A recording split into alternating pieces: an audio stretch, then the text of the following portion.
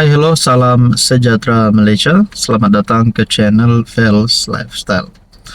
Saudara-saudara yang saya amat hormati, terima kasih kerana terus setia dan terus bersama di dalam channel ini. Kejutan kepada seluruh Malaysia, terutamanya kepada rakyat Sabah, berkaitan dengan skandal rasuah di Sabah. Akhirnya ini adalah keputusan terkini berkaitan dengan saman. Menurut bekas CEO Sabah Mineral Management SMM, peluang saya telanjangkan semua, kata bekas CEO SMM. Adakah dengan ini terdapat lagi episod baru di dalam skandal rasuah di Sabah ini yang melibatkan beberapa nama besar di dalam kepimpinan kerajaan negeri, melibatkan Ketua Menteri, Menteri Kewangan Sabah, Timbalan Ketua Menteri Sabah, dan juga beberapa adun. Jadi kalau ini benar menurut CEO SMM, bekas CEO ini, kalau benar beliau akan telanjangkan semua, adakah kerajaan negeri JRS mempunyai risiko untuk tumbang? Bekas Ketua Pegawai Eksekutif SMM John T. Enggihon tidak gentar dengan firma itu untuk memulakan prosiding undang-undang terhadapnya, sambil menyifatkan apa yang berlaku sekarang sebagai open game atau perlawanan terbuka. Dia mengibaratkannya sebagai perlawanan bola sepak Liga Perdana Inggris. Open game now, kamu stoklah kacang banyak-banyak macam tunggu EPL live, katanya dalam satu hantaran di FB. Menurut John T., prosiding undang-undang itu untuk membolehkannya mengemukakan semua bukti dalam simpanannya yang sehingga kini dihaskan untuk pihak berkuasa. Peluang bagi saya telanjangkan semua yang selama ini saya ditegah dedakan kepada awam kerana digunakan sebagai bahan bukti semasa siasatan pihak-pihak berkuasa. SMM mengumumkan sudah memulakan prosiding undang-undang terhadap John T. serta pihak ketiga yang dikenali sebagai Tay Jian Cheng yang turut dikenali sebagai Albert Tay. Jadi saudara-saudara, kalau benarlah bekas ketua bekas CEO SMM akan telanjangkan mereka semua ini, adakah dengan ini SPRM akan menangkap dalang sebenar skandal rasuah Sabah? Ketua Pesuruhjaya SPRM Azam Baki berkata, siasatan ke atas John T. dan pemberi maklumat yang mendedahkan beberapa video telah selesai dan hasil siasatan telah diserahkan kepada Timbalan Pendakwa Raya. Kita nantikan saja apa yang akan berlaku selepas ini. Hai, hello, salam sejahtera Malaysia. Selamat datang ke channel Vels Lifestyle. Terima kasih kerana terus setia dan bersama di dalam channel ini. Saudara-saudara, antara kejutan kepada rakyat Malaysia baru-baru ini, setelah banyak kita pernah dengar demo berkaitan dengan perhimpunan Solidariti dan sebagainya, akhirnya perhimpunan-perhimpunan ini membawa kepada satu pertanyaan daripada pemerhati-pemerhati politik. Adakah apa yang mereka perhimpunan yang mereka lakukan itu berdasarkan fakta yang tepat atau hanya tin kosong? Saudara-saudara, untuk berhimpun kena betul membawa perkara dan membawa fakta yang tepat, bukan hanya fakta yang cerita kedai kopi, terus kawan bawa berhimpun, mari berhimpun, terus ikut berhimpun. Bukan begitu. Tapi kena fikir logik dan kena fikir secara rasional. Kenapa perhimpunan itu diadakan dan untuk apa Anda mengikuti perhimpunan itu? Saya bukan salahkan, tapi saya hanya menekankan perkara bahwa fakta paling penting. Dalam satu tulisan daripada Harapan Daily bertarik 26 Januari. Kenapa saya cakap begitu? Perasuah mana yang dibebas zaman kerajaan Madani? Kerana di dalam perhimpunan terdapat gambar Katun Anwar dan di bawah kartun tersebut yang menggambarkan Anwar Ibrahim PMX, terdapat tulisan Bapa Pembebasan Perasua. Inilah, betulkah Anwar membebaskan perasua? Kalau betul, siapa perasua itu? Plakat terpampang ungkapan Bapa Pembebasan Perasua dengan karikatur mirip Datuk Seri Anwar Ibrahim semasa Himpunan Rakyat Benci Rasuah di Dataran Merdeka mengundang persoalan banyak pihak.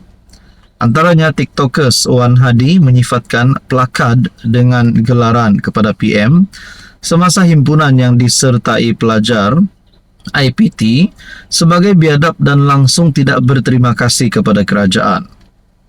Beliau turut menjelaskan adalah tidak betul jika tuduhan membebaskan perasua itu dikaitkan keputusan terhadap TPM Ahmad Zahid yang dilepas tanpa dibebaskan di NAA daripada 47 pertuduhan pecah amanah, rasuah dan pengubahan wang haram. Adakah mereka nak Anwar pecat Zahid? Adakah himpunan ini mahu Anwar pecat Zahid? Sedangkan keputusan ini tidak betul jika tuduhan membebaskan perasua dikaitkan dengan kes Zahid Hamidi. Perasua mana yang dibebaskan pada kerajaan Madani pada zaman kerajaan Madani? Berikan saya satu nama.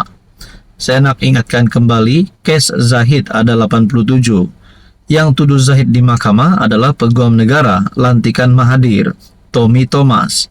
Yang bebaskan Zahid adalah Peguam Negara lantikan Mahyadin, PM ke-8. Datuk Seri Zahid lepas bebas daripada 40 pertuduhan rasuah semasa zaman PM. Nah inilah faktanya. Saudara-saudara, terdahulu tular foto plakat Bapa Pembebasan Perasua yang turut diarak dalam Himpunan Rakyat Benci Rasuah di Ibu Negara.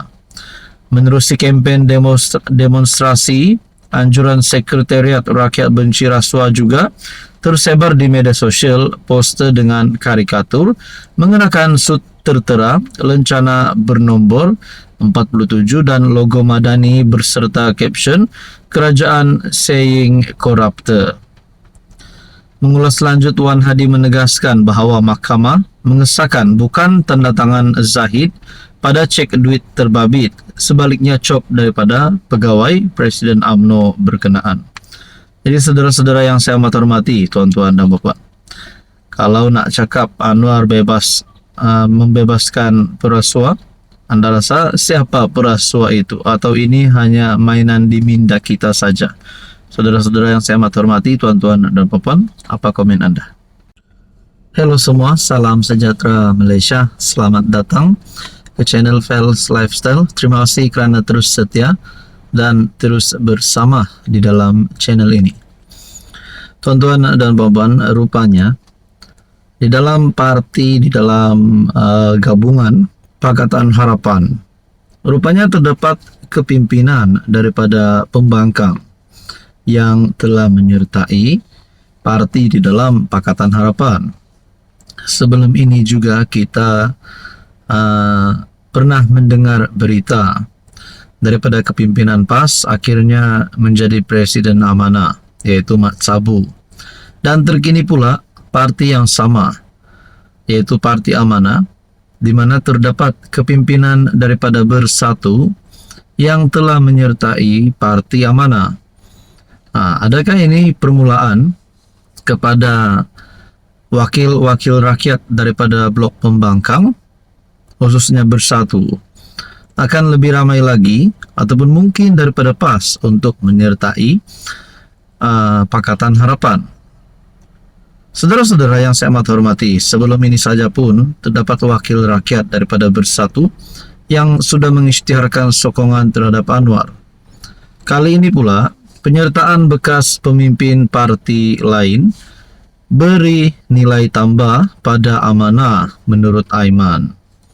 Ketua Angkatan Wanita Amanah, Awan, Aiman Atira Sabu, mempertahankan penyertaan bekas pimpinan parti lain ke dalam organisasi pimpinannya.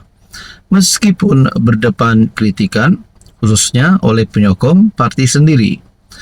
Merujuk penyertaan bekas Ketua Penerangan Bersatu, Wanita Bersatu, Nur Haninawati Yusof sebagai ahli amanah, dia menegaskan parti sepatutnya mengalu-alukan kehadiran ahli baru walaupun mereka berasal daripada parti lawan.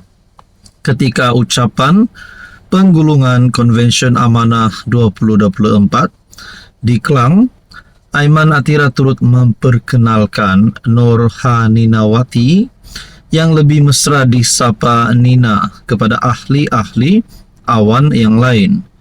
Nina, bangun Nina, yang dulunya Ketua Penerangan Wanita Bersatu, tapi hari ini berada dalam konvensyen kita. Bukankah itu satu kejayaan kita? Menggamit memanggil wanita-wanita ini bersama dengan kita. Semalam ada dibangkitkan oleh perwakilan mengenai kekurangan ahli. Nah, bila kita nak panggil orang untuk menyertai amanah, salah satu yang paling berkualiti adalah pernah menjalankan tugas kepimpinan di peringkat parti-parti politik.